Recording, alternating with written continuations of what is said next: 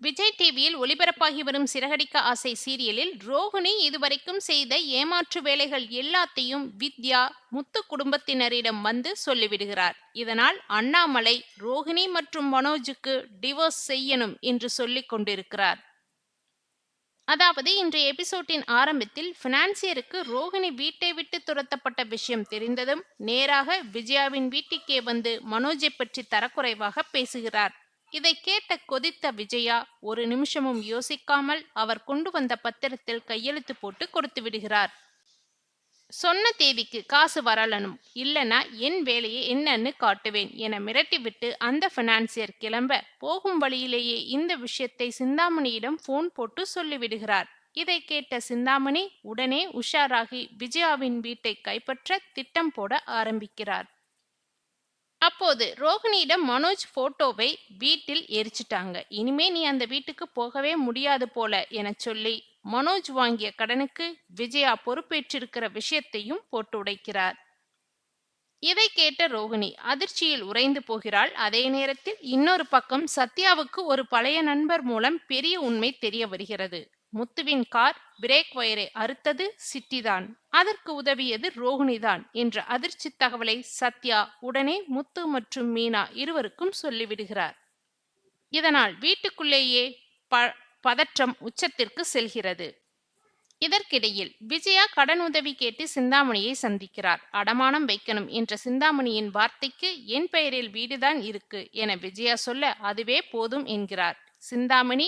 அதே சமயம் மனோஜ் ரோகிணி டைவர்ஸுக்காக வக்கீல் அட்ரஸையும் பார்வதி விஜயாவிடம் கொடுத்து அனுப்புகிறார். உச்சகட்டமாக முத்து வீட்டில் எல்லோரும் கூடியிருக்கும் போது வித்யாதான் வெடிகுண்டை போடுகிறார். முத்துவின் விபத்து மட்டும் இல்ல, இதுவரை மனோஜின் கடையிலிருந்து பணம் திருடியது, பார்வதி வீட்டிலிருந்து பணத்தை எடுத்தது, அந்த பழியை மீனா மேல போட்டது எல்லாமே ரோகிணிதான் என்று ஒரே மூச்சில் ரோகிணியின் அத்தனை தில்லுமுள்ளு வேலைகளையும் பட்டியலிட்டு உடைத்து விடுகிறார். இதை கேட்டு விஜயாவுக்கு கோபம் தலைக்கு ஏறுகிறது. அவளை போலீசில் பிடிச்சு கொடுக்கணும் என அவர் கொதிக்க அண்ணாமலை முதல்ல மனோஜ் ரோகிணி டைவர்ஸ் விஷயத்தை முடிக்கலாம் என்று சமாதானம் பேசுகிறார். அதன்படி விஜயா மனோஜை அழைத்து கொண்டு வக்கீலை சந்திக்க கிளம்புகிறார். அடுத்ததாக வக்கீல் ஆபீஸில் மனோஜ் விஜயாவும் போகின்றனர். அவர்கள் இருவரை பார்த்ததும் வக்கீல் பொதுவாக பசங்க தான் கல்யாணம் பண்ணிட்டு ஏமாத்தி மீண்டும் கல்யாணம் பண்ணுவாங்க, ஆனா நீங்க ஒரு பொண்ணுகிட்ட ஏமாந்திருக்கீங்க என்று கலாய்ப்பது போலவே பேசிக்கொண்டிருக்கிறார். விஜயாவும் மனோஜும் வேறு வழி இல்லாமல் அந்த வக்கீலிடம் அமர்ந்திருக்கின்றனர். இப்படியாக எபிசோடு நிறைவடைந்தது. அதாவது ரோகிணியை தனது வீட்டில் தங்க வைத்திருக்கும் சிந்தாமணி விஜயாவின் வீட்டை எப்படியாவது அபகரிக்க வேண்டுமென திட்டமிடுகிறாள். இதற்காக மனோஜ் கடன் வாங்கி இருந்த ஆட்களுடன் இணைந்து சதி செய்கிறாள். விஜயா இதையெல்லாம் அறியாமல் சிந்தாமணி செய்யும் சூழ்ச்சியில் சிக்குகிறாள். ரோகிணியின் நெருங்கிய தோழியான வித்யா அண்ணாமலை வீட்டுக்கு வந்து சில அதிர்ச்சியான விஷயங்களை சொல்கிறாள். மனோஜுக்கு கடன் கொடுத்த ஆள் திடீரென வீட்டுக்கு வருகிறார். ஏற்கனவே அண்ணாமலை கொஞ்சம் பணம் கொடுத்து பேசியிருந்த நிலையில் ரோகிணி வீட்டை விட்டு போனதை தெரிந்து வந்திருக்கிறார்.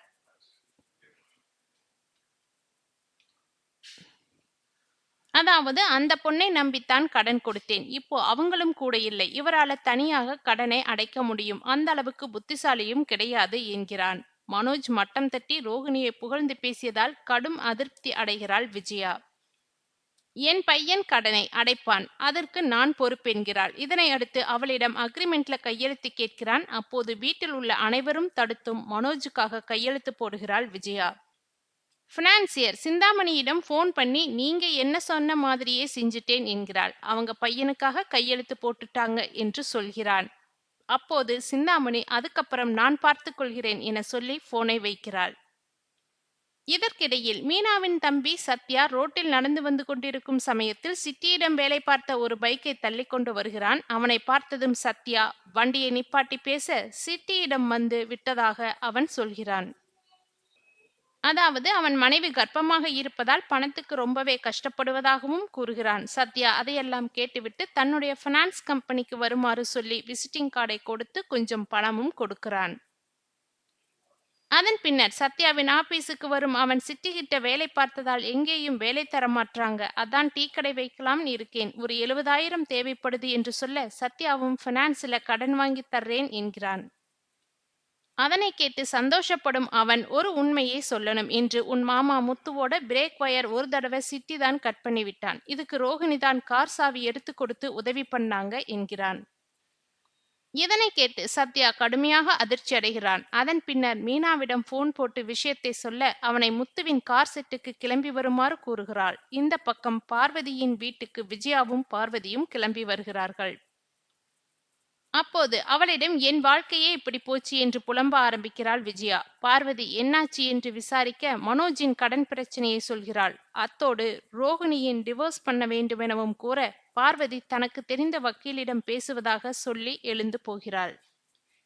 அப்போது சிந்தாமணி எனக்கு தெரிஞ்ச பினான்சியர் கிட்ட பணம் வாங்கி தர்றேன் மாஸ்டர் என்கிறாள். அதனைத் தொடர்ந்து முத்து மீனா இருவரும் வீட்டுக்கு வந்த பிறகு அனைவரையும் அழைக்கின்றனர். அவளிடம் ரோகிணியால் பிரேக் வயர் கட் பண்ணதை பற்றி முத்து சொல்ல இவரை கொலை பண்ற அளவுக்கு துணிஞ்சிருக்கா மாமா என்று மீனாவும் கொந்தளிக்கிறாள். அதனை கேட்டு அனைவரும் அதிர்ச்சி அடைகின்றனர். முத்து போலீசில் புகார் கொடுக்க போவதாக சொல்கிறான்.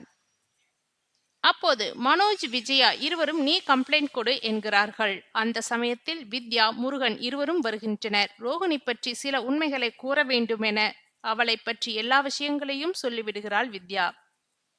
மீனாவின் பூக்கடையை எடுத்தது, கோயில் முன்பாக இருந்த மீனா அம்மா கடையை தூக்க வைத்தது, பார்வதி வீட்டில் இருந்த 2 லட்சம் பணத்தை திருடியது, மனோஜ் கடையில் காணாமல் போன பணத்தை எடுத்தது என ரோகிணி செய்த எல்லா விஷயங்களையும் புட்டு புட்டு வைக்கிறாள் வித்யா. அதனை கேட்டு மொத்த குடும்பமும் அதிர்ச்சியாக போலீஸ் புகார் கொடுப்பதில் விஜயா உறுதியாகிறாள். ஆனால் அண்ணாமலை அதெல்லாம் வேண்டாமென ஷாக் கொடுக்கிறார். நான் கிறிஷை பற்றியும் யோசிக்கிறேன். அதே நேரம் மனோஜ் வாழ்க்கையில இனிமே ரோகிணி கிடையாது, டிவோர்ஸ் வாங்குறது உறுதியாக இருக்கிறார் என்கிறார். இப்படியாக பல திருப்பங்களுடன் சிறகடிக்க ஆசை எபிசோடு நிறைவடைந்துள்ளது.